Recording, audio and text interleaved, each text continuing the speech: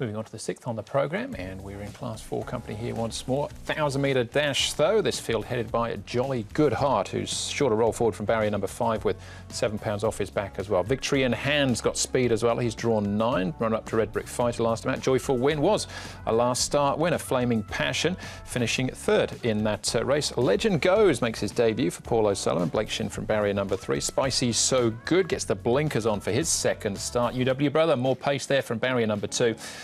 Travel Day Took, still a maiden after 48 starts, but beaten favourite last time in his run-up in his last 2. And then Valiant Elegance, close to a class drop.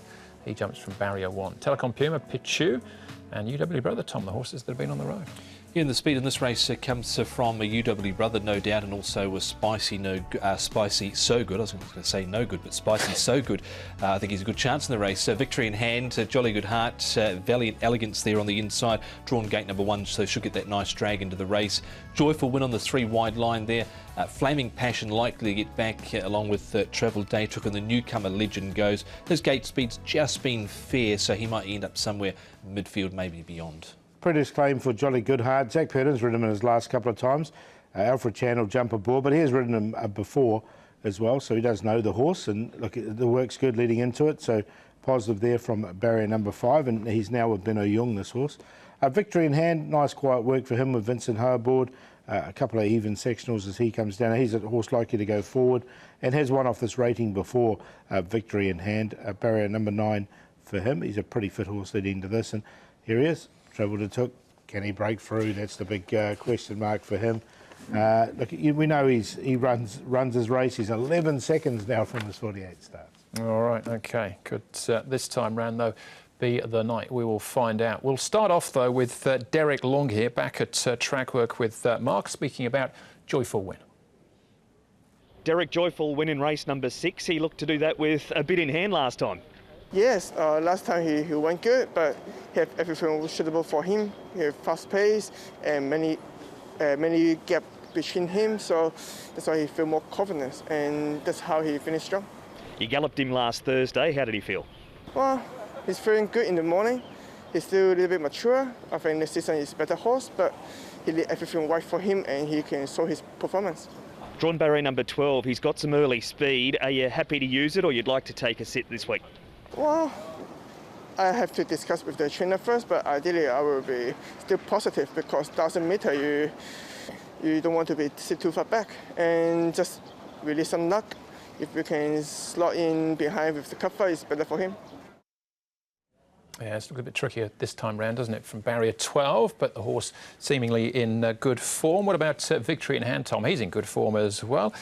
Placed last time out behind Red Brick Fighter. You've got to admit, I just don't know how much work he's going to have to do to get across in front of a few of these others in this race. I think Spicy So Good, and certainly UW Brother will be up there. He likes to be there. So just gate number 9 was a little tricky, but I've certainly got him, and I think he's one of the main players in the race. So hard not to have him in, I thought, Paul. Yeah, I agree, because look, he's won off this rating before, and he's a horse in form at the moment, so we know he's been there, done that. It's just, as you say, it's just if he can get across easy enough. Okay, Telecom Puma, Paul, take us through his chances back at Chung for at the trials. Cheek piece is on for him. He's been head up here, and he's another one that when he did win his race, he's only won the one from his 26. He did lead on that occasion. He's been sort of midfield going back. He's barrier number 11.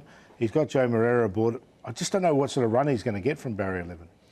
No, he's just a one-time winner as well. Trial was okay up at Chung Fa. I think that's a Classic Legend there next to him, stablemate on the outside, but I left him out in the end. I know Joe Moreira's on board, but he's just not been as prolific as I thought he might have been.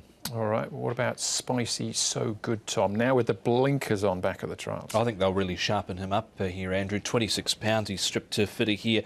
Spicy So Good, down the straight here over 1,000 metres, travelled well from the get-go, goes under a hold over the final stages. I think the blinkers really made a difference. He was just half a stride slow on debut and pushed hard to get handy and tired over the final stages. But if he can be up there somewhere, Paul, jump and run, be with them, I think he'd be tough to beat. Yeah, look, I've got him in as well. I've liked that trial. He's had another one as well, so he's had a couple of trials to get him ready. And as Tom said, he was a couple of strides slow on debut, and then they didn't really persevere over the last couple of hundred. Okay, all right. Favourite again here is Travel Day Took. Is it Dar Took? Anyway, we're getting close to start number 50. Can he break through, Paul? The old accent comes through, doesn't it, with that?